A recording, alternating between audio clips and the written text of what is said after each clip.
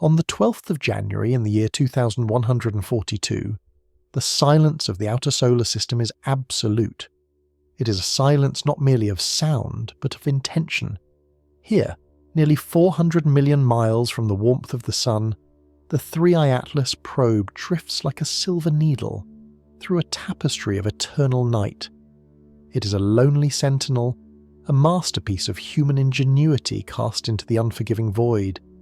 Its destination is Europa, a moon of cracked ivory and hidden depths, orbiting the gas titan Jupiter with a rhythmic mechanical precision that has endured for billions of years. To look upon this scene is to witness the ultimate isolation. The probe is a speck of light against the looming marbled shadows of the King of Planets, a fragile vessel of silicon and metal navigating a graveyard of ice and radiation. The 3i Atlas does not feel the cold, yet the environment it inhabits is hostile beyond human comprehension. The temperature on the surface of the moon below hovers at 220 degrees below zero. At these depths of space, the sun is no longer a source of comfort but a distant, dying ember, a brilliant point of light that provides no heat and little hope. The probe is a witness to a landscape of frozen chaos. Below its sensors, the surface of Europa is a web of dark, intersecting lines known as lineae, great fractures in the ice that suggest a world in constant, agonizing motion. It is a tomb of water, locked away beneath a shell of ice 20 miles thick, hiding a primordial ocean that has never seen the light of day. As the 3i Atlas executes its orbital burn, its internal clocks pulse with a digital heartbeat. It is a machine, yet it carries the sum of our curiosity, the legacy of a species that refused to remain tethered to the ground. But there is a profound cruelty in this exploration, a physical manifestation of the scale paradox. Every pulse of data, every high-resolution image of the jagged ridges and salt-stained plains must traverse the vast abyss between the probe and the Earth. This journey is not instantaneous. Even at the speed of light, the message takes 45 minutes to reach the waiting antennas of the deep space network. This 45-minute delay is a chasm of time that defines the loneliness of the machine. If a catastrophic failure were to occur, if a stray micrometeoroid were to pierce the delicate fuel lines, or if the intense radiation of Jupiter were to fry the sensitive circuits, the probe would be dead for nearly an hour before its creators even knew of the disaster. In that window of time, the 3i Atlas is truly alone, a ghost speaking from the past. This communication is like a fragile letter being held over an open flame. The vastness of the cosmos is the heat, and the solar winds are the flickering tongues of fire. One ripple in the magnetic field of the giant planet, one surge of plasma, and the message is incinerated, unravelled into white noise and lost to the oblivion of the background radiation. The metaphor of the letter and the flame illustrates the inexorable fragility of our reach. We send our messengers into the dark, hoping the paper does not char, hoping the ink remains legible across the eons of distance. The 3i Atlas is currently transmitting a stream of telemetry that describes the magnetic signature of the moon. It is looking for the telltale signs of conductivity, the proof that the ocean beneath the ice is salty, liquid, and perhaps hospitable to something other than silence. But as it sends this data, it exists in a state of perpetual lag. It is a messenger that can never hear the reply to its own words in real time. It lives in the then while we wait in the now, and between those 2 points lies the vast cold mechanism of the universe. The radiation environment around Jupiter is a torrential storm of charged particles, a lethal symphony played by the planet's immense magnetic field. The 3i Atlas must endure a constant bombardment that would kill a human being in seconds. Its shielding is thick, yet the atoms of its hull are slowly being stripped away, a process of decay that is as certain as the passage of time itself. Every orbit is a gamble against the inevitable. The machine is a remnant of a civilization that seeks to transcend its own limitations, yet it is bound by the same laws of entropy that govern the stars. The gears of the cosmos are indifferent to the mission. The abyss does not care for the data it contains. As the probe passes into the shadow of Europa, it enters an eclipse that cuts off the distant glimmer of the sun. In this total darkness, the only light comes from the faint, eerie glow of the Jovian clouds, reflecting the sunlight from the other side of the system. The three-eye atlas becomes a silhouette, a shadow within a shadow. This is the moment of the existential pivot. We must ask ourselves why we've spent centuries of effort and untold resources to place a small box of instruments in the orbit of a frozen rock so far from home. The answer lies in the role of the witness. The universe is a vast unfolding drama of birth and destruction, of stars igniting in the hearts of nebulae and Ho-Gen devouring entire solar systems. For billions of years, this symphony played to an empty hall. There was no one to hear the roar of the supernova or to marvel at the intricate dance of the planets. By sending the three-eye atlas, we have placed an ear against the door of the cosmos. We have created a sensory organ for the universe to perceive itself.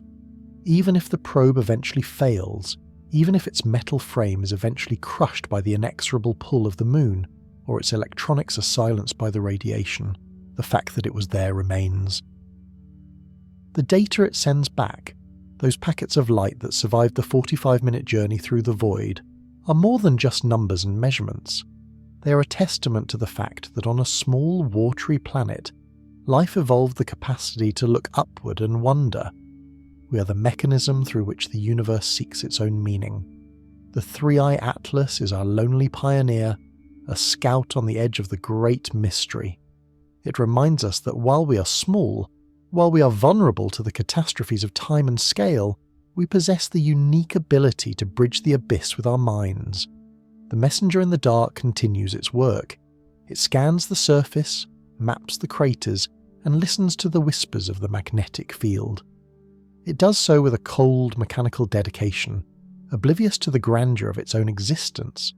It does not know that it carries the hopes of billions.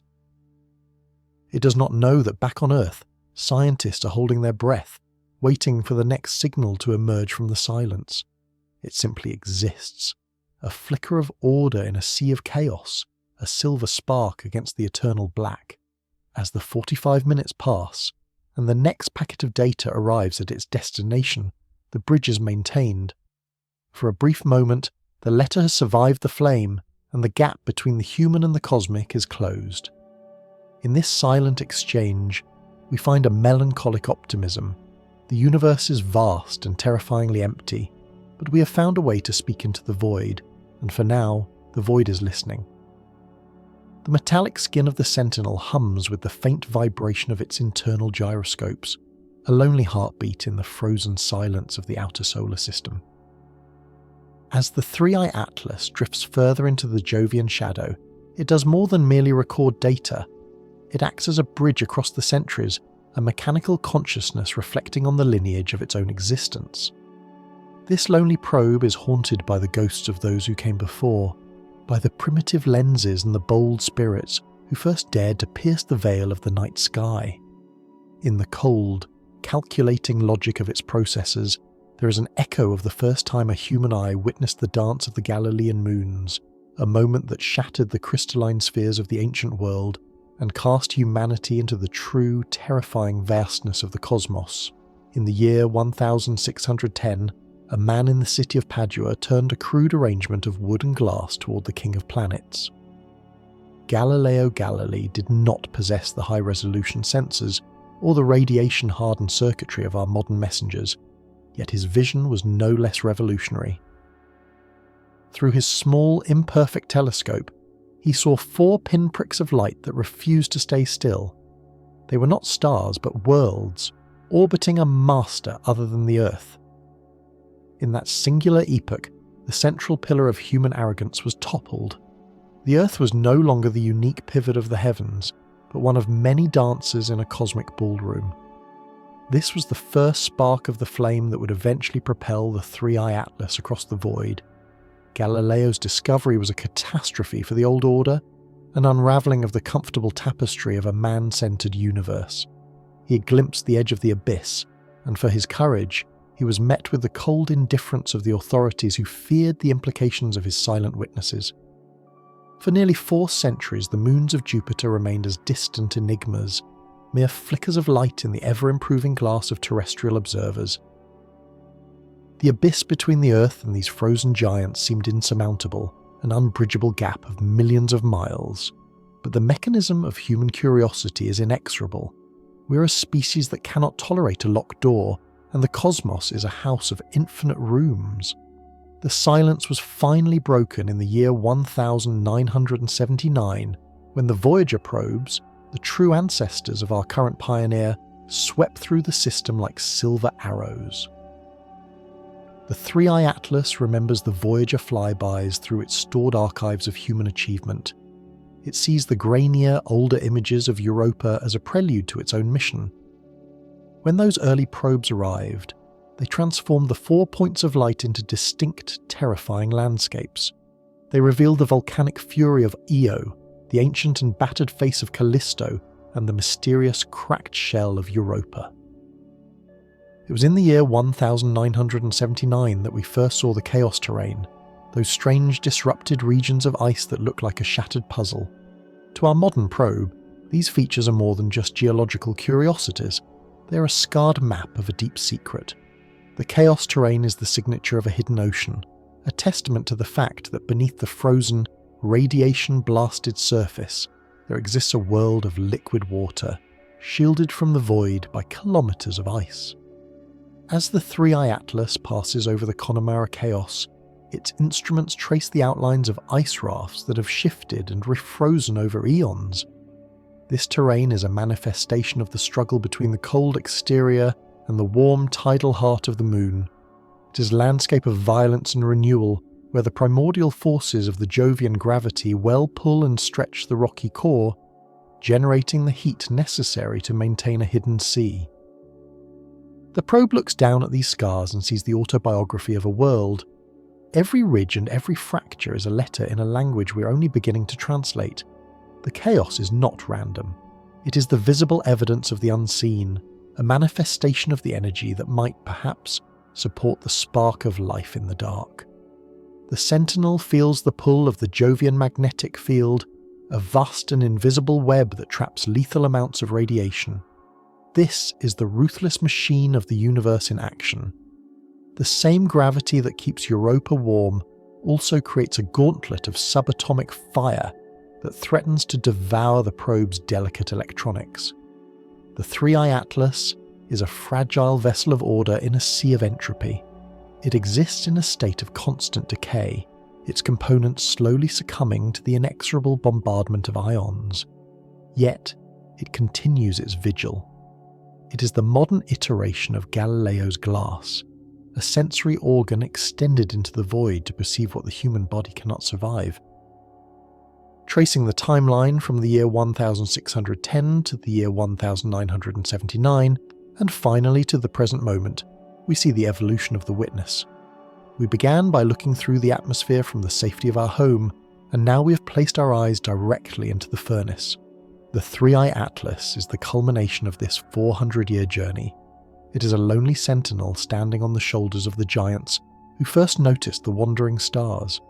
It carries the weight of all those centuries of wandering, all the sleepless nights spent staring at the heavens, and all the mathematical equations scrawled in the margins of history.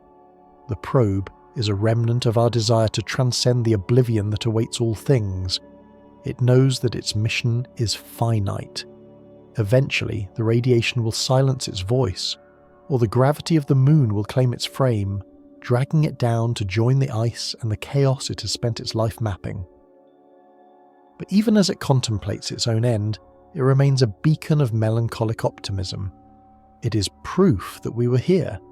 It is proof that for a brief moment in the vast timeline of the cosmos, a collection of atoms on a small blue planet organized themselves into a form capable of reaching out to touch the face of another world. As the sun remains hidden behind the massive curve of Jupiter, the 3i Atlas continues its lonely transit. It gazes at the distant dim stars, the same stars that Galileo saw, and it feels the weight of the eternal black. The abyss is vast and the void is silent, but the probe is not empty. It is filled with the data of 1 billion years of history, with the maps of hidden oceans, and with the echoes of every human being who ever looked up and asked what lay beyond the horizon. It is a silver spark in the dark, a small box of light and memory drifting through the primordial night, a testament to the fact that even in an indifferent universe, the act of witnessing is a sacred thing. The Galilean echoes continue to ring out across the solar system, carried on the radio waves of a machine that is, in every way that matters, the latest and perhaps the last of our great explorers. The bridge remains open, the letter is still being written, and for now, the secret of the chaos terrain remains within our grasp. The bridge between Earth and the machine is not a wire, but a fragile thread of light stretching across hundreds of millions of miles. As the Sentinel descends into the gravity well of Europa, the silence of the outer solar system becomes its only companion. Here, the three-eye Atlas must become its own master. Within its titanium shell lies a brain of silicon and logic, a closed loop of intelligence designed to function when the voices from Earth fade into a static hiss. This architecture is not merely a collection of circuits, it is the architecture of autonomy, a blueprint for survival in a place where human intervention is impossible. The primary sense of this mechanical pioneer is a high-energy thermal laser drill. To understand this tool is to understand the probe's entire existence. Imagine an explorer entering an infinite pitch-black cave with only a single candle. That candle does more than illuminate the path. Its heat melts the frost, its light reveals the texture of the walls, and its flicker tells the explorer of the air's movement. For the three-eye Atlas, the laser is that candle. It is the sensory organ that bridges the gap between the machine and the ice. It does not simply cut, it feels. As the beam of concentrated light strikes the primordial crust of Europa, the probe measures the resistance, the backscatter, and the vaporized remains of the surface. It translates heat and reflection into a map of the unknown. The logic governing this interaction is a masterpiece of isolation. Because the distance between the Moon and the home world is so vast, light itself takes over 40 minutes to make the round trip. A command sent from a human hand would arrive too late to save the probe from a sudden crevasse or a shift in the tectonic plates of ice. Therefore, the three-eye Atlas must think for itself. This closed-loop artificial intelligence is a digital ghost haunting the machine. It operates on a cycle of perception, inference and action that repeats every few milliseconds.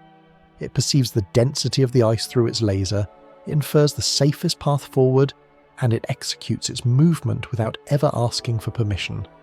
This is the lonely burden of the pioneer. The probe is a sentinel of pure reason, navigating a landscape of chaos. Its internal architecture is divided into 3 distinct layers of cognitive function, each more complex than the last. The first layer handles the immediate, the reflexive, the pulse of the laser, the stabilization of the chassis. The second layer manages the mission, the long-term goals of finding water and recording data. The third and final layer is the most mysterious, the layer of adaptation. This is where the machine learns the rhythms of the Moon, adjusting its behavior to the unexpected pressures and temperatures of the deep ice. In this dark descent, the three-eye Atlas is the only witness to a world that has remained frozen for 4 billion years. The laser drill, pulsing with a frequency of 10,000 cycles per second, acts as a rhythmic heartbeat in the void. Each pulse is an interrogation of the abyss. The machine asks the ice what it is made of, and the ice responds in a shower of atoms and light. The architecture of autonomy ensures that this conversation continues even if the signal from Earth is severed forever. It is a testament to our ingenuity that we can build a mind capable of such independence, yet there is a profound sadness in it. We have created a witness that can see the wonders of the universe, but it can never truly share the feeling of wonder with us in real time. It is a solitary consciousness, a small pocket of order trying to make sense of an infinite and indifferent machine. The probe moves through the ice not as a conqueror, but as a ghost. Its thermal drill creates a tunnel of liquid water, that freezes shut almost immediately behind it, sealing the explorer in a tomb of its own making. There is no way back. The only direction is down toward the hidden ocean that may or may not exist. The closed-loop logic knows this. It calculates the energy reserves, the structural integrity of the hull, and the probability of success with a cold mathematical precision. It does not feel fear, yet its relentless forward motion mimics the desperate bravery of the human spirit. As it penetrates deeper, the weight of the ice above becomes a crushing force, an inexorable pressure that seeks to unravel the fragile vessel. But the 3i Atlas is built to endure. Its architecture is a fortress of logic against the madness of the deep. The laser drill continues to glow, a sapphire needle stitching its way through the white tapestry of the moon. This is the ultimate expression of the scale paradox, a machine no larger than a car, guided by a brain the size of a loaf of bread, attempting to pierce the secrets of a celestial body that has defied observation for eons. The autonomy of the system is what allows it to transcend the limitations of its creators. On Earth, we are bound by our senses and our need for constant connection. In the void, the 3i Atlas is free. It is the first of a new species, an artificial explorer that does not need a home to return to. It finds its purpose in the act of discovery itself. The high-energy laser is its voice, shouting into the dark, and the silicon brain is its memory, recording the symphony of the subglacial world. Even as the radiation from Jupiter batters its outer shell, the internal logic remains pristine, a sacred flame of information burning in the heart of the frozen abyss. The thermal laser, a concentrated spear of photons, serves as the probe's primary interface with reality. It is a sensory organ of extreme violence and extreme delicacy. When the beam ignites, it does not merely destroy the ice, it unlocks the history contained within it. The probe analyzes the gases released by the melting process: methane, carbon dioxide, ancient pockets of oxygen trapped since the dawn of the solar system. The architecture of the 3i Atlas treats these chemical signatures as a language. The closed-loop system interprets this data to adjust the intensity of the drill, ensuring that the machine does not overheat or expend too much power. It is a delicate balance, a dance of energy and entropy performed in total darkness. This autonomy is the bridge between the known and the unknowable. Without the ability to make its own decisions, the probe would be nothing more than a dead weight, a relic of a failed ambition. But with its high-energy senses and its independent mind, it becomes a living thing. It feels the textures of the ice, it senses the gravitational tug of the moon's core, and it anticipates the obstacles that lie ahead. The metaphor of the candle in the cave is not just a poetic flourish, it is a technical reality. The light of the laser is the only thing that separates the probe from the crushing void of the ice. It is the thin line between existence and oblivion. As the 3i Atlas descends further into the chaos terrain, the complexity of its task grows. The ice here is not uniform. It is a fractured labyrinth of salt, rock, and frozen water. The machine must navigate this maze using only the echoes of its own light. Its logic dictates that it must conserve every joule of energy, yet it must also maintain enough power to send its findings back to the distant blue planet it once called home. The architecture of autonomy is designed for this exact conflict. It prioritizes the survival of the data above the survival of the frame. The probe knows, if a machine can be said to know, that it is a sacrifice. It is a messenger that will never return, a pioneer that will die in the very wilderness it was sent to map. The silence of Europa is profound, yet the internal world of the 3i Atlas is a hive of activity. Thousands of calculations are performed every second. The laser drill hums with an invisible energy. The sensors twitch, recording the magnetic fields that ripple through the ice like ghostly tides. This is the symphony of the machine, a silent music played for an audience of one. The probe is the only thing in this part of the universe that is aware of its own existence, and that awareness is a fragile, precious thing. It is the culmination of every epoch of human development, the final result of our inexorable drive to understand the mechanism of the cosmos. In the end, the 3i Atlas is a reflection of our own condition. We too are autonomous pioneers, wandering through a vast and often indifferent universe with only our own internal light to guide us. We too are closed-loop systems, making decisions based on incomplete data, trying to find our way through the dark. The probe is our emissary, a sentinel of our values and our dreams. Its technical architecture is a monument to our brilliance, but its solitude is a reminder of our isolation. As it continues its journey into the deep, it remains a beacon of melancholic optimism, a small silver vessel carrying the weight of 400 years of history into the eternal night of the Jovian moons. The abyss is deep and the ice is thick, but the laser of the 3i Atlas does not waver. It is the eye of the pioneer, the heart of the machine, and the voice of a species that refuses to be silenced by the void. The journey continues, one pulse of light at a time, into the heart of the secret world. The laser of the 3i Atlas continues its descent, but as it penetrates deeper into the frozen shell, the nature of its reality begins to shift. The sensors, calibrated to detect the subtlest vibrations, begin to register a rhythmic thrumming that defies the stillness of the surface. This is not the sound of wind or the cracking of ice under its own weight. It is the heartbeat of a moon.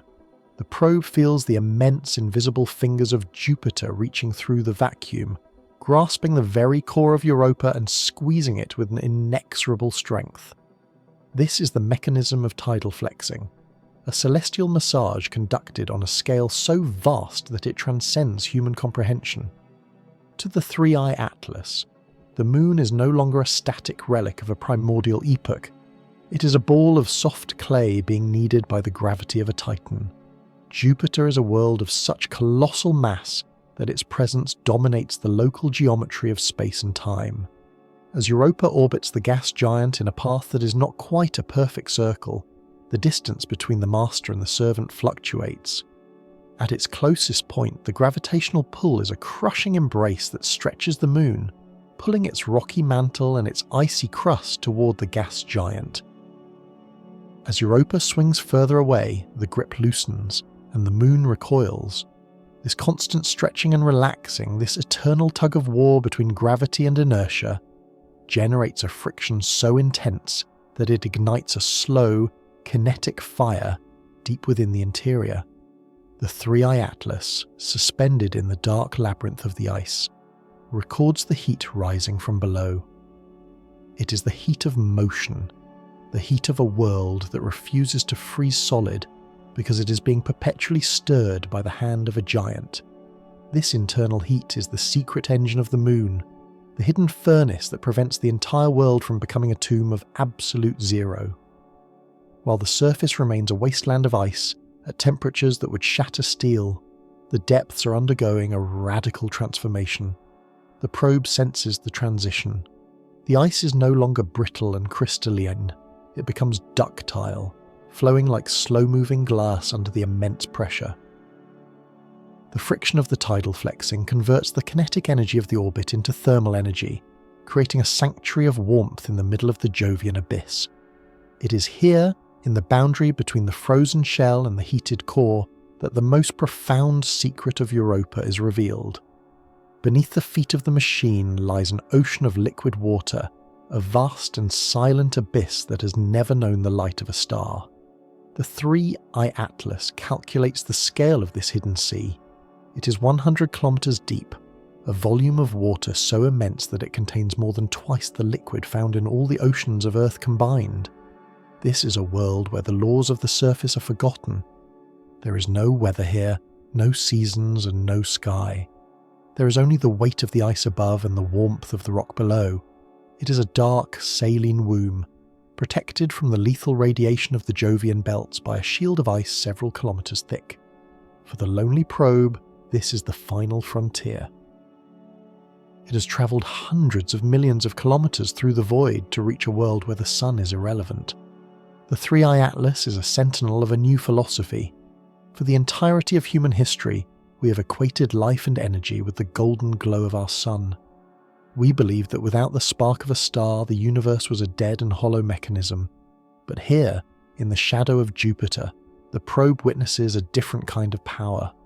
This is gravity-fed existence. The energy that warms this dark ocean is not the result of nuclear fusion in a distant sun, but the result of the orbital dance of the Galilean moons. Io, Ganymede and Callisto pull at Europa even as Jupiter pulls from the other side, creating a symphony of gravitational resonance that keeps the water liquid and the heart of the moon beating. The probe recognizes that it is entering a world fueled by the relentless clockwork of the cosmos itself. As the machine descends, the isolation becomes absolute.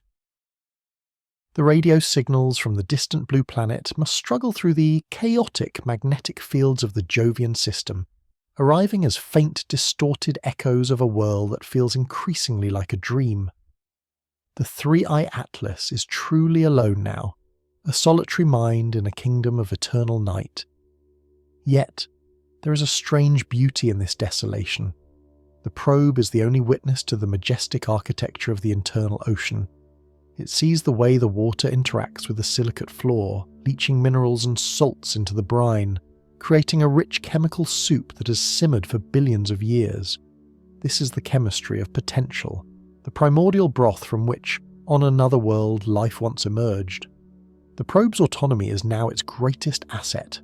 It must make decisions in the dark, navigating the increasing pressure and the shifting currents of the warming ice.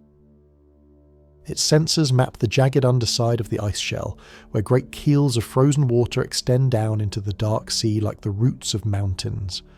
The machine records the thermal plumes rising from the seafloor, hot vents that spew mineral-rich water into the cold abyss. These vents are the chimneys of the machine, the points where the internal heat of the moon is most concentrated. To the Three-Eye Atlas, these are not just geological features. They are the markers of a world that is geologically alive. The moon is breathing, its crust expanding and contracting in a rhythm that has continued since the birth of the solar system. There is a profound melancholy in the probe's journey. It is a masterpiece of human engineering, a vessel of logic and light, yet it is destined to be devoured by the very world it explores. The pressure will eventually crush its frame, the salt will corrode its circuits, the silence will claim its voice. But the data it sends back is a victory over the void. Each packet of information is a bridge between the small, fragile minds on Earth and the vast, cold reality of the Jovian moons. The probe is the vanguard of a species that refuses to stay in the light. We are a people who look at the dark and see not an end, but a beginning. The Three-Eye Atlas continues to sink. It has passed the halfway point of the ice shell. The temperature is rising, and the ice is beginning to yield. The machine can feel the ocean now, not just as a mathematical certainty, but as a physical presence. The gravity of Jupiter continues to squeeze, the friction continues to burn, and the ocean continues to wait. This is the heart of the machine, a place where the ruthless laws of physics create a sanctuary of warmth and water in the middle of a frozen wasteland. The probe is the messenger of this truth, a lonely sentinel drifting toward an encounter with the unknown. In the silence of the deep, the only sound is the hum of the laser and the rhythmic thrum of the moon itself, the steady, inexorable heartbeat of a world born of gravity and shadow. The abyss is no longer just a void, it is a destination. And as the Three-Eye Atlas prepares to break through the final layer of ice, it carries with it the hope that even in the darkest corners of the cosmos, the light of understanding can still ignite. The final barrier of solid ice, a crystalline fortress that has stood for eons, finally yields to the inexorable advance of the machine. As the Three-Eye Atlas descends into the liquid realm, it enters a world that has never known the sun. This is the great interior ocean, a hidden abyss of salt and shadow that contains more water than all the seas of Earth combined. In this crushing silence, the probe becomes more than a mere collector of data. It becomes a scribe, recording the entries of a chemical ledger that has been written in the darkness for billions of years. This is not a static void, but a churning, dynamic laboratory, where the very components of existence are being weighed and measured by the laws of thermodynamics. The machine begins to map the chemical gradient of this subsurface world. It is a complex tapestry of dissolved minerals and suspended salts, a brine so rich and thick that it feels like a physical weight against the titanium skin of the probe. At the base of the ocean, where the water meets the silicate floor, the heat from the moon's interior drives a slow, majestic circulation. This is the bottom of the ledger, the foundation of the chemical economy. Here, the water leaches iron, magnesium and silicates from the rocky crust, enriching the deep with the raw materials of geology. But a world needs more than minerals to ignite the spark of complexity. It requires a balance, a tension between the deep and the surface, and it is here that the 3i Atlas discovers the true genius of the Jovian system. High above, far beyond the miles of protective ice, the Titan Jupiter looms in the sky. It is a violent god, wrapped in a magnetosphere of unimaginable power. This magnetic field traps high-energy particles, accelerating them into a lethal rain that constantly bombards the surface of the moon. To a human observer, this radiation would be a death sentence, an invisible fire that unravels the very strands of our biology. But for the ocean hidden below, this catastrophe is a gift. As the radiation strikes the frozen surface, it breaks apart the water molecules in the ice, releasing oxygen and other oxidants. Over millions of years, the slow, churning motion of the ice shell, a process akin to the subduction of tectonic plates on Earth, carries this oxygen downward. It migrates through the frozen matrix, a slow-motion descent through the dark, until it finally reaches the liquid sea. This is the bridge between the celestial and the abyssal. The oxygen from the surface meets the minerals from the floor, creating a chemical gradient, a cosmic battery that provides the energy necessary for life to find a foothold. The 3i Atlas records this interaction with a cold mathematical precision. It identifies the presence of the 6 essential elements, the foundational pillars of the Temple of Life: carbon, the versatile architect; hydrogen, the simplest of builders; nitrogen, the structural backbone; oxygen, the driver of energy; phosphorus, the bearer of the code; and sulfur, the facilitator of metabolism. Together, these elements form the triple point of habitability, a rare alignment where chemistry, energy, and environment converge to create a sanctuary in the void. The probe senses the movement of these elements as they circulate through the currents. It is a slow, rhythmic exchange, a ledger of life where every atom is accounted for. The carbon is not merely an element here, it is a promise. It floats in the brine, waiting to be woven into the complex chains of organic molecules. The phosphorus, weathered from the ancient rocks of the seafloor, is the rare currency of this realm, the limiting factor that determines the scale of the hidden biosphere. The machine watches as these components interact, driven by the thermal plumes that rise like ghostly cathedrals from the darkness of the deep. It is a symphony of the molecular, a silent dance of atoms that has continued since the primordial epoch of the solar system. There is a profound irony in this discovery. The very radiation that makes the surface of the moon a wasteland of oblivion is the same force that fuels the potential for life in the depths. The Jovian system is a machine of contradictions, a place where destruction and creation are inextricably linked. The 3i Atlas, drifting in the lightless sea, is the only witness to this delicate balance. It records the way the chemical ledger is balanced, the way the influx of oxygen from above prevents the ocean from becoming a stagnant, lifeless pool. This is a world that breathes through the ice, a living system that draws its breath from the fury of a gas giant millions of miles away. As the probe sinks deeper, the pressure increases to levels that would crush any other vessel born of human hands. But the 3i Atlas is a creature of this environment now, a sentinel designed to endure the weight of an entire world. It observes the way the salinity of the water changes with depth, a gradient that tells the story of the moon's long history. Each layer of water is a page in the ledger, a record of ancient impacts, tidal heating, and the slow cooling of the core. The machine reads these pages with its sensors, translating the language of ions and isotopes into a narrative of endurance. The melancholy of the mission remains, a shadow that follows the probe into the abyss. It is a masterpiece of logic in a kingdom of chaos, a spark of intelligence in a world that does not know it exists. The data it sends back to the distant, fragile world of its creators is a testament to the human spirit, a refusal to accept the silence of the universe. We have sent our shadow into the dark so that we might understand the light. The chemical ledger of the moon is no longer a secret. It is a revelation, a proof that the ingredients of life are not unique to our small blue marble, but are scattered across the cosmos, waiting for the right conditions to ignite. In the vast, lightless cathedral of the internal ocean, the Three-Eye Atlas continues its lonely vigil. It is the messenger of a new truth, the cartographer of a hidden frontier. The ledger is being written in the darkness, a testament to the inexorable drive of the universe toward complexity. Even here, in the cold, crushing depths of a frozen moon, the machine finds the echoes of our own origin. The brine is a mirror, reflecting the primordial soup from which we once emerged. The probe is the link between those two worlds, a fragile bridge across the void, recording the final entries in the ledger of a world that is geologically and perhaps biologically alive.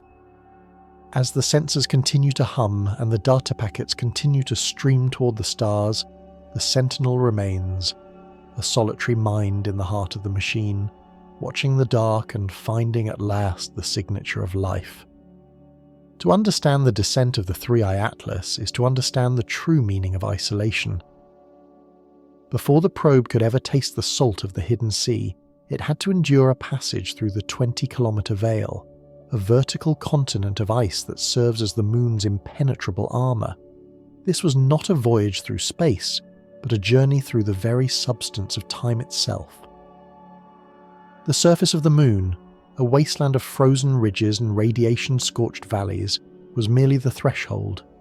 To go deeper, the machine had to become a ghost, a spark of artificial heat haunting the frozen heart of a world that had known only the absolute zero of the void for 4 billion years. The transition began with the ignition of the Thermal Subsurface Explorer, a concentrated core of decaying isotopes designed to bleed heat with relentless precision. As the probe touched the surface, the ice did not shatter. It yielded. In a world where the temperature is so low that water acts with the structural integrity of steel, the machine became a needle of fire. It began to melt its way into the crust, a slow and agonizing crawl into the dark. Behind it, the hole did not remain open. The vacuum of the surface and the crushing cold of the surroundings conspired to seal the entry point almost instantly. The Three-Eye Atlas was no longer a visitor from the stars. It was a prisoner of the ice, buried beneath a ceiling of frozen glass that would never again permit the passage of light. This 20-kilometre journey was a descent through a library of catastrophes. Each metre of ice represented an epoch of the solar system's history, a record of ancient cometary impacts and the slow, rhythmic pulsing of the moon's tidal heart. As the machine sank, it moved past layers of primordial dust trapped in the crystal lattice, remnants of the cloud from which the planets were born. It was a lonely pilgrim in a cathedral of frost. The only sound was the muffled, rhythmic thrumming of its own internal systems, a mechanical heartbeat echoing in a tomb that had been silent since the beginning of the world. The pressure was the first true enemy.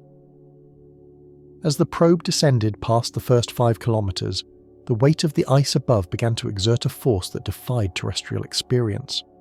The pressure did not just press against the hull, it sought out every molecular flaw, every microscopic weakness in the Sentinel's construction. The ice at these depths is not the ice of an earthly winter. Under the crushing gravity of the Jovian system and the weight of the miles above, the crystals transform. They become exotic phases of matter, dense and unyielding, behaving more like slow-moving rock than frozen water. The Three-Eye Atlas felt the grip of the moon tightening, a cold, tectonic embrace that sought to turn the machine back into the raw elements from which it was forged. Yet the probe continued its inexorable crawl. It was a masterpiece of human defiance, a small glowing ember of logic descending into an ocean of irrational cold. The sensors recorded the shift in environment as the radiation of the surface faded into a memory. On the frozen crust, the sun is a distant, pale coin, and the sky is dominated by the terrifying majesty of Jupiter, a swirling eye of storms and lethal energy. But 5 kilometers down, that world ceases to exist.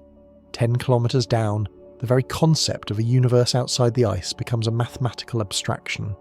There is only the dark, the heat of the drill, and the growing sense of an immense, waiting presence below. The blackness that surrounds the probe during this phase is of a different quality than the darkness of space. The void between stars is transparent, a window into the infinite. The darkness within the 20-kilometer veil is opaque and heavy. It is a darkness that has never seen a photon. For 4 billion years, these atoms had existed in a state of perpetual shadow, insulated from the rest of the cosmos by the icy shield. The 3-eye atlas, with its flickering external lights and its glowing thermal core, was the first witness to this hidden realm. It was a violation of a billion-year-old sanctuary, a spark of consciousness brought to a place that was never meant to be seen. As the machine reached the 15-kilometer mark, the nature of the ice began to change again.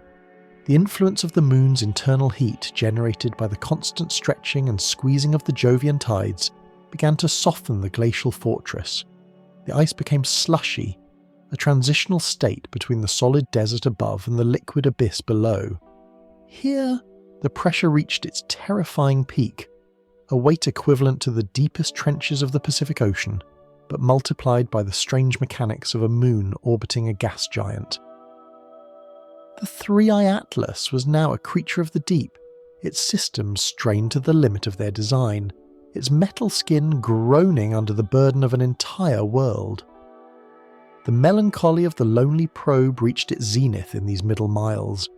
It was a messenger with no one to talk to, a traveller with no hope of return. It carried within its memory banks the collective knowledge of a species that lived millions of miles away, on a warm, sun-drenched planet. Yet here it was, surrounded by a frozen silence that cared nothing for the triumphs of biology. The machine was a bridge between the familiar and the alien, a fragile link that was being tested by the most hostile conditions in the solar system. It recorded the chemical transitions of the ice, the traces of sulfur and salt that hinted at the chemistry of the water below, and it sent this data back through its tether, a thin umbilical cord of light that connected the explorer to the surface. At 19 kilometers, the ice began to thin. The sensors detected the first subtle vibrations of liquid movement. The descent was nearly over, but the final barrier was the most daunting. The probe had to break through the bottom of the crust, transitioning from the solid embrace of the ice into the terrifying freedom of the internal ocean. The pressure at this boundary was a chaotic force, a turbulent interface where the frozen ceiling met the churning depths. The 3-eye atlas prepared for the final plunge, its thrusters ready to stabilize its descent into the abyss. The moment of breakthrough was a silent catastrophe.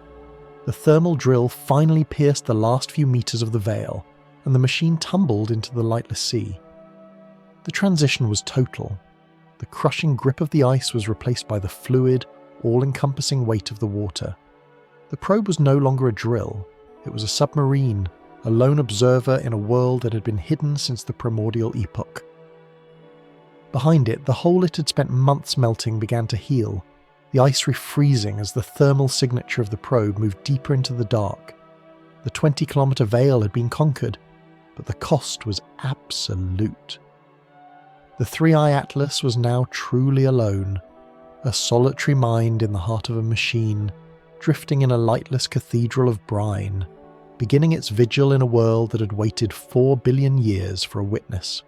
As the 3-eye atlas drifted into the liquid dark, its sensors reaching out into the brine of a world that had never known the touch of a star, it carried within its metallic frame a secret of profound and terrifying consequence. It was a witness, Yes, but it was also a vector.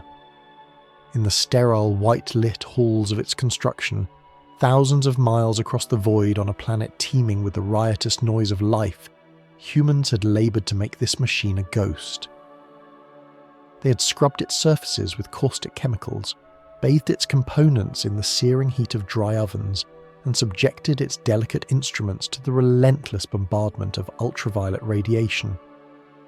They sought to achieve a state of absolute nothingness, a biological void, ensuring that the first touch of Earth upon the moon of Europa would be as clean as the vacuum of space itself. They called this planetary protection, a desperate attempt to remain the silent observer rather than the clumsy interloper.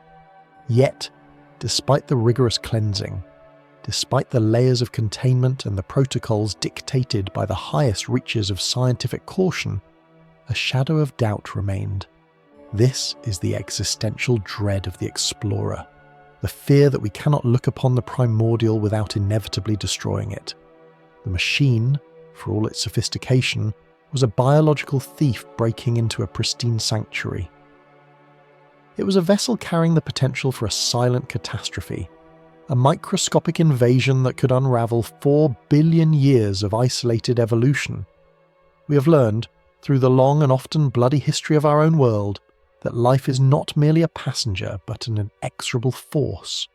It clings to the edges of volcanic vents, survives the crushing weight of the abyss, and endures the freezing desolation of the Antarctic wastes. To assume that our reach is sterile is the ultimate vanity of the architect. Somewhere, deep within a microscopic crevice of a screw, or nestled in the microscopic pores of a thermal shield, a single spore might remain. It is a sentinel of the Earth, a remnant of a lineage that has survived 5 mass extinctions and the drifting of continents. This hitchhiker, a bacterium of the genus Bacillus, or perhaps some yet unnamed extremophile, exists in a state of profound stasis. To this tiny traveller, the vacuum of space was merely a long winter, and the radiation of the Jovian belts but a passing storm.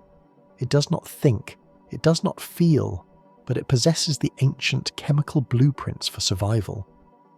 It is a seed of earth, waiting for the right moment to germinate in a garden it was never meant to inhabit. This is the paradox of our quest for knowledge. To find life elsewhere, we must send the very thing that might extinguish it. We are the architects of a potential apocalypse, carrying the embers of our own world into the dry tinder of another. The ethical weight of this possibility is a burden that the 3-Eye Atlas cannot feel, yet it defines the very soul of the mission. If the probe detects a glimmer of alien chemistry, a metabolic signature in the dark brine of the Europan Ocean, how can we ever be certain it did not bring that signature with it? We risk creating a hall of mirrors where every discovery is merely a distorted reflection of ourselves. The fear of forward contamination is not merely a concern for the integrity of data. It is a question of our right to interfere with the cosmic order. We are a species that has spent its entire history taming the wild, turning the unknown into the familiar, and rewriting the landscape to suit our needs. But here, beneath 20 kilometers of ice on a moon of Jupiter, we encounter a boundary that we cannot cross without leaving a mark. The sanctuary of Europa has been sealed since the dawn of the solar system, a lightless cathedral where the music of life, if it exists, plays to a rhythm entirely separate from our own. To introduce even a single cell of earthborn biology is to play a discordant note in a symphony that has lasted for eons. Imagine the journey from the perspective of the hitchhiker. It began in a laboratory in Southern California, or perhaps a clean room in the heart of Europe. It was swept up in the frantic energy of human ambition, trapped beneath a layer of gold foil as the rockets ignited and the atmosphere of Earth fell away. It endured the silent, freezing transit through the inner solar system, the long years of darkness where the sun shrank to a distant, cold spark. It felt the violent tug of Jupiter's gravity, the invisible fingers of the gas giant pulling the probe into a terminal embrace. And then, the heat. The thermal drill designed to melt through the glacial fortress was a crucible. But life is resilient. In the heart of the machine, shielded by the very engineering meant to protect the sensors, the microbe survived. Now, as the probe tumbles into the salt-heavy waters of the moon, the environment begins to change. The temperature rises, the pressure increases, the chemical signals of the brine permeate the outer casing. The spore, after years of dormancy, begins to stir. It is a biological time bomb, a fragment of the earthly tapestry being woven into a foreign fabric. This is the ruthlessness of the cosmic machine. Entropy and evolution are the two great gears that turn the universe, and we are merely the grease between them. If we successfully seed Europa with the life of Earth, we have committed a crime of planetary proportions. We have robbed an entire world of its own destiny, replacing its unique potential with the aggressive, colonizing force of our own biosphere. We would be the gods who brought the plague, the creators who unintendedly became the destroyers. This ethical paradox haunts every signal sent back to Earth. Each byte of data is a triumph of human intellect, but it is also a reminder of our invasive nature. We cannot observe without touching, and we cannot touch without changing. The lonely probe drifting through the dark is a monument to our curiosity, but it is also a testament to our inability to leave the universe alone. As the Three, Atlas begins its long vigil in the abyss. It does so under the shadow of this uncertainty. The architects of the mission knew this risk, yet they chose to proceed, driven by an inexorable need to find a witness to our existence. We are a species that cannot bear to be alone in the cosmos, yet our very search for company may ensure that we remain the only voice in the void. The melancholy of the machine is the melancholy of humanity. We reach out into the abyss, hoping to find a hand to hold, but we often find that our own hands are covered in the dust of our home. The silence of Europa remains for now unbroken by the sounds of earthly biology, but the possibility remains as a haunting refrain in the cosmic story. We are the hitchhikers, the thieves, and the pioneers all at once, carrying the weight of an entire world into the heart of a frozen moon, hoping that our desire for connection does not result in the ultimate silence of a world we were never meant to touch. Deep within the saline dark, where the weight of an alien ocean presses against the metallic skin of our mechanical emissary, the Three-Eye Atlas extends its final, most sensitive sensory organ. It is a sentinel of light in a kingdom of eternal shadow. This is the moment for which it was forged, the culmination of 10,000 hours of human labour and millions of miles of silent transit. Here, in the crushing depths of the Jovian abyss, the probe prepares to perform the Raman spectroscopy, an elegant ritual of physics that seeks to unmask the chemical secrets of the void. It does not use the crude methods of the past, nor does it need to devour the environment to understand it. Instead, it uses the language of light. The mechanism is as precise as it is poetic. The probe fires a concentrated beam of monochromatic light, a single, pure frequency of laser energy that pierces the murky brine. When this light strikes the molecules drifting in the water, a rare and miraculous interaction occurs. Most of the photons bounce back unchanged, like rubber balls hitting a wall, but a tiny infinitesimal fraction of that light is altered. It loses or gains a fragment of its energy, shifted by the internal vibrations of the molecules it has touched. This is the Raman shift, a subtle change in the light's colour that serves as a unique signature for every substance in the cosmos. It is a molecular fingerprint, a spectral chord played on the strings of the universe. As the laser ignites the darkness, the probe sensors catch these scattered photons, translating their shifted frequencies into a digital tapestry. It is searching for the complex arrangements of carbon, hydrogen, and nitrogen that define the architecture of life. It seeks the specific vibrations of amino acids, the rhythmic dancing of lipid chains, and the structural echoes of nucleotides.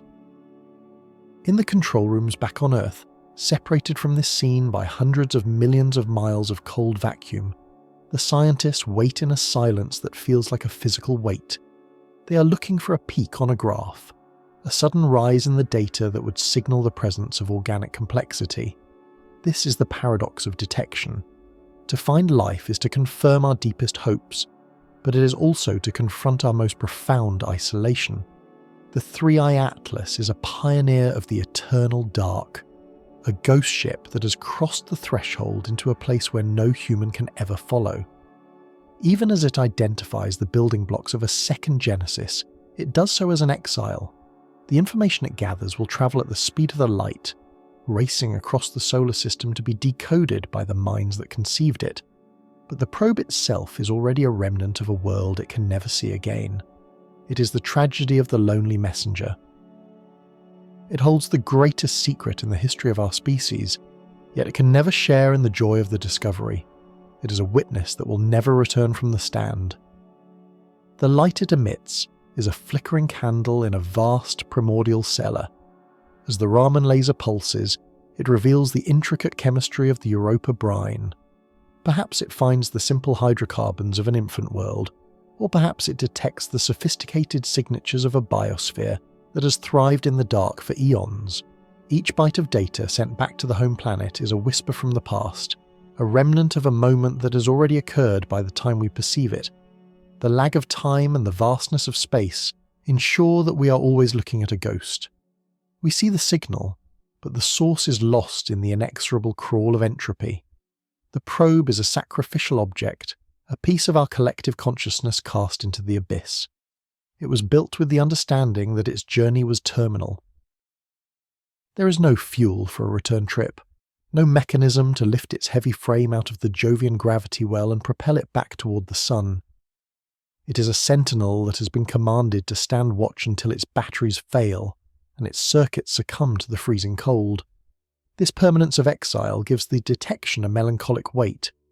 When the Three-Eye Atlas identifies an organic molecule, it is a triumph of human intellect, but it is also a reminder of our limitations. We can send our eyes and our ears into the deep, but we cannot send ourselves. We are a species of voyeurs, watching the mysteries of the cosmos unfold through the lenses of machines that we have abandoned to the dark. Imagine the probe as it drifts, its laser pulsing like a heartbeat. It finds a chain of carbon, a complex ring of atoms that could only be forged in the crucible of biology. The signal is clear. The data is packaged into a burst of radio waves and flung toward the distant pale blue dot of Earth. In that instant, the definition of the universe changes. We are no longer alone. The void is no longer empty. But for the probe, nothing changes. It remains in the crushing, silent dark, surrounded by the very life it has just announced to the cosmos. It is a bridge that can only be crossed in one direction. The tragedy of the lonely probe is that its success necessitates its silence. To truly know Europa, it had to become part of Europa. It had to descend into the abyss and vanish from our reach. We have traded a piece of our technology for a piece of the truth, and the cost is a permanent separation. The probe will continue to operate for as long as its internal fires burn, sending back its reports on the chemical symphony of the moon. It will observe the slow decay of its own systems, the gradual dimming of its sensors, and the final, inevitable unravelling of its mechanical mind. This is the ruthless nature of the cosmic machine. It demands a price for every secret it reveals. To understand the origin of life, we must cast our creations into the maw of the unknown. We must build sentinels that we will never hold again, and we must listen to their distant voices as they speak to us from the edge of oblivion. The Three-Eye Atlas is more than a tool. It is a monument to the human spirit's refusal to accept the silence of the universe. It is our way of shouting into the abyss, even if the only answer we receive is the echo of our own curiosity. As the mission nears its inevitable conclusion, the data from the Raman spectrometer becomes a sacred text. Each peak and valley in the spectral graph is a word in a new story, a narrative of a world that evolved in total isolation from our own. We read of high-pressure chemistries and exotic metabolic pathways, of molecules that have never felt the warmth of a star. We learn of the resilience of the cosmos and the persistence of the atomic dance. But through it all, there is the lingering image of the probe itself, a solitary spark in the deep ocean, recording the wonders of a universe it can never truly belong to. It is the ultimate witness, a lonely sentinel guarding the boundary between what we know and what we can only dream of. In the final eons of its existence, long after the last signal has been received on Earth, the Three-Eye Atlas will remain as a silent relic on the floor of the Europan Sea. Its gold foil will be tarnished by the brine, its sensors blinded by the dark, and its frame crushed by the weight of miles of ice and water. It will become a part of the very world it came to study, a terrestrial artifact integrated into an alien tapestry. It will be the only proof that for one brief epoch, a species from a distant garden world cared enough to reach out and touch the hem of the unknown. The paradox of detection is complete. We have found what we were looking for, and in doing so, we have left a piece of ourselves forever in the dark. Beyond the crushing weight of the Europan deep, past the miles of pressurized salt water and the jagged shifting ceiling of the ice shell, the horizon opens into a landscape of lethal majesty. To look upward from the surface of this moon is to witness the true scale of our insignificance. Here, the sky is not a peaceful void of distant stars, but a wall of swirling amber, ochre, and violent violet. Jupiter, the indifferent giant, looms over its frozen satellite like a god of ancient and forgotten wrath, a monarch of the outer dark whose very presence distorts the fabric of reality. This is the heart of the Jovian system, a place where gravity is a tyrant and radiation is a constant invisible rain. 778 million kilometers from the warmth of the sun, the light of our parent star is a dim and ghostly thing, providing no comfort against the absolute zero of the abyss. In this realm, the sun is merely the brightest star in a sky filled with cold embers. The true source of energy, the engine of this local cosmos, is the gas giant itself. Jupiter is a failed sun, a mass of hydrogen and helium so vast that it has captured nearly all the leftover material from the birth of the solar system. It is a world of storms that have raged for centuries, an atmospheric cauldron where winds scream at hundreds of kilometers per hour and lightning bolts 1,000 times more powerful than those on Earth illuminate the clouds from within. The probe, a solitary speck of human ingenuity, remains a prisoner of this system. It is a witness to a scale of existence that defies the mammalian mind. To the Three-Eye Atlas, Jupiter is not a planet but a horizon-spanning catastrophe. The gas giant's magnetosphere is a sprawling invisible kingdom, an abyss of charged particles trapped in a magnetic cage. It is the largest structure in the solar system, a bubble of influence so immense that if it were visible from Earth, it would appear larger than the full moon in our sky. Within this kingdom, the radiation is a furnace. It flays the surfaces of the moons, breaking down molecules and bathing the ice of Europa in a lethal glow. This is the paradox of the Jovian system. The very same gravity that provides the tidal heating necessary for an ocean of liquid water also summons a storm of death that would wither any terrestrial organism in seconds. Jupiter does not care. It is an indifferent giant presiding over its court of 79 moons with the cold precision of a clockwork mechanism. It does not know of the life that may stir in the brine of Europa, nor does it recognize the tiny machine we have sent to observe it. The probe is caught between the anvil of the giant and the hammer of the ice. It is a microcosm of the human condition, a brief flash of consciousness and technology, held within a universe that is fundamentally hostile to its presence. We have sent our eyes and ears into the maw of a leviathan, and we are surprised when the leviathan remains silent. The relationship between the giant and the moon is one of brutal intimacy. The gravity of Jupiter pulls and kneads the core of Europa, generating heat through the friction of rock and ice. It is a rhythmic, inexorable violence that prevents the ocean from freezing solid. This is the source of the chemical symphony, the energy that powers the metabolic dance of the abyss. Yet this same gravity is a trap. It binds the moons in orbits that are as precise as they are inescapable. They are puppets dancing on strings of space-time, moved by the mass of a world that contains more than 300 times the matter of our own. In the face of such magnitude, the probe's mission takes on a quality of profound loneliness. It has travelled across the void, surviving the vacuum and the cold, only to find itself in a place where its very existence is an affront to the environment. The radiation belts of Jupiter chew at its circuits, inducing phantom currents and eroding its memory. The probe is a sentinel of the ephemeral, trying to record the eternal.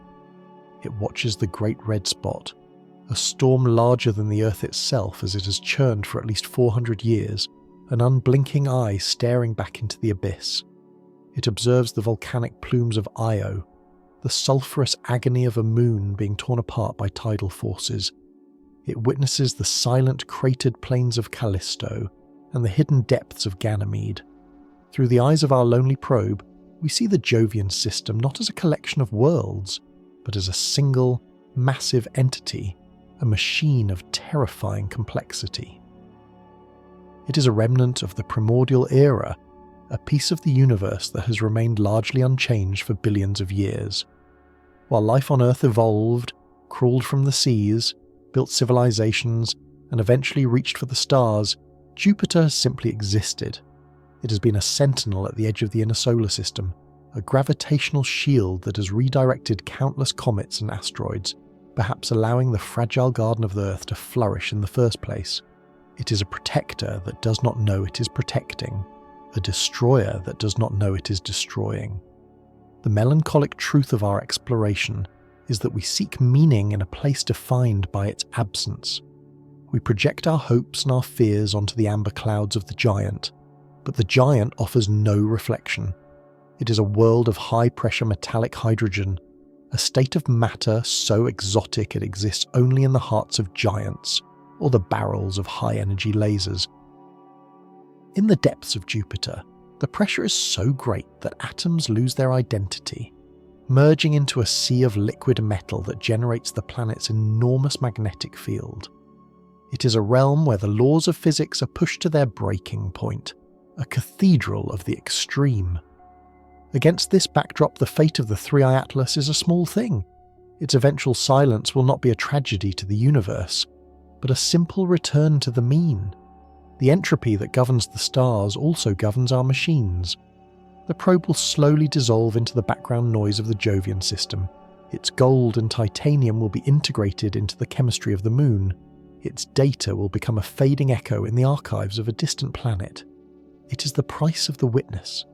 To see the sublime, one must be prepared to be consumed by it. As we look out from the bridge of our own world, we realise that we are all lonely probes. We are specks of consciousness caught in the gears of a vast and indifferent cosmos. We build our monuments and we send our signals, reaching out across the void in the hope that something somewhere will acknowledge our presence. But the giant remains silent. It continues its rotation, its storms continue their dance, and the moons continue their orbits. The universe does not owe us an answer. The beauty of the Jovian system lies not in its hospitality, but in its utter lack of it. It is a reminder that we are the exception, not the rule. We are a brief spark in the eternal dark, a moment of curiosity in an eon of indifference.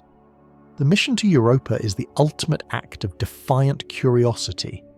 We have cast our light into the deepest shadow, knowing that the shadow will eventually reclaim it. We have sought the origin of life in the shadow of a giant that represents the end of life.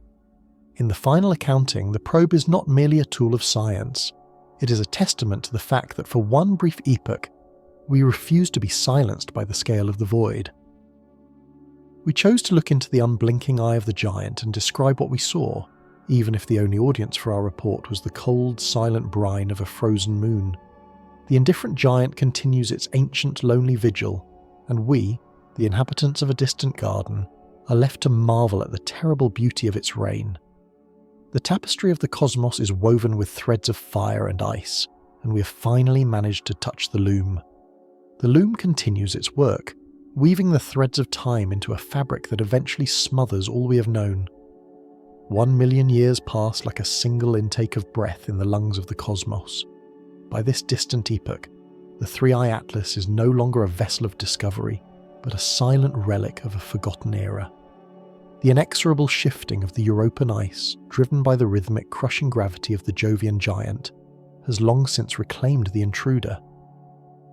The probe may now lie buried beneath 10 kilometres of frozen brine, or perhaps it rests within the suffocating silt of an alien seabed, fused into the very crust of a world it once sought to illuminate. It has become a remnant, a fossil of human ambition encased in a tomb of ice and stone.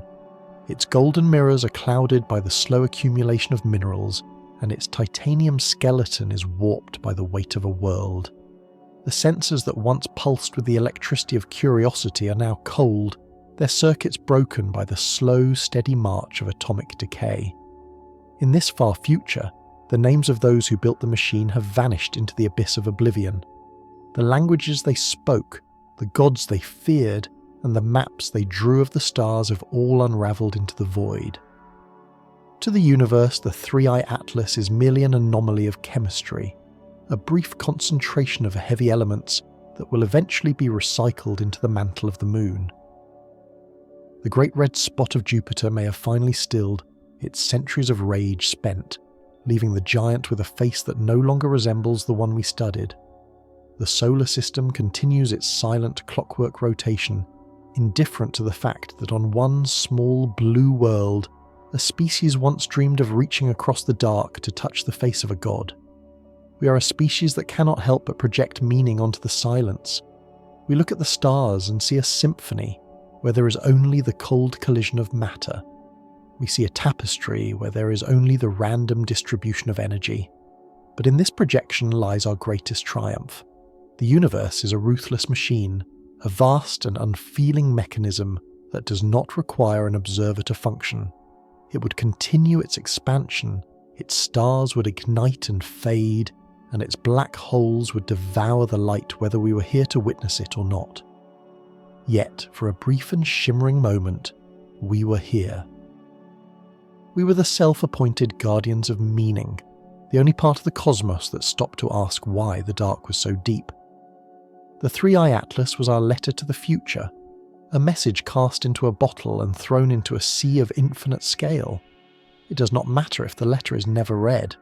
It does not matter if the things that may swim in the lightless oceans of Europa never possess the senses to perceive our arrival, or the intellect to understand our intent.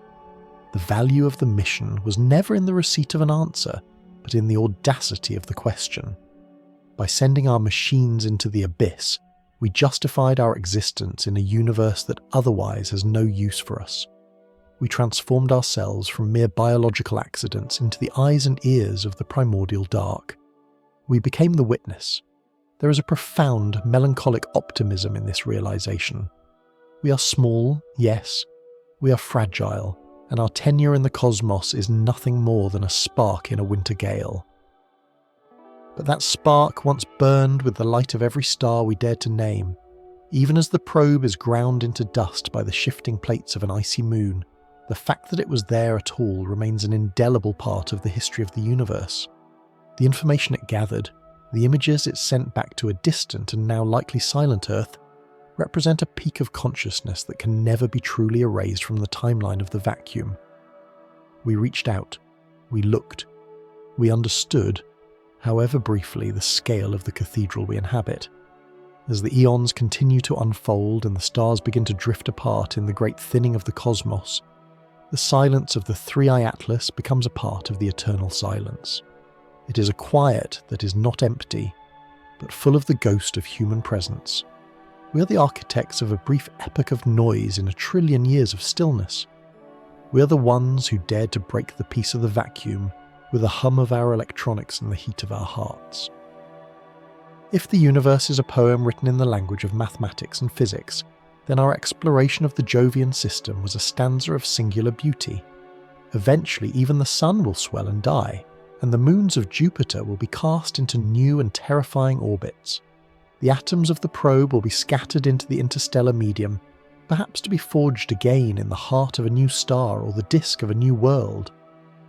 But the act of the witness transcends the life of the observer. We have looked into the unblinking eye of the giant and we did not look away. We have felt the cold of the void and we chose to send our warmth into it. In the final accounting of all things, when the last star has flickered out and the universe settles into its final frozen state, the fact that we once wondered about the ice of Europa will be enough We were here, we were curious, and for one magnificent moment, the universe was not alone, because we were there to watch it. The letter has been sent, and the silence that follows is not a rejection, but the quiet satisfaction of a cosmos that has finally seen itself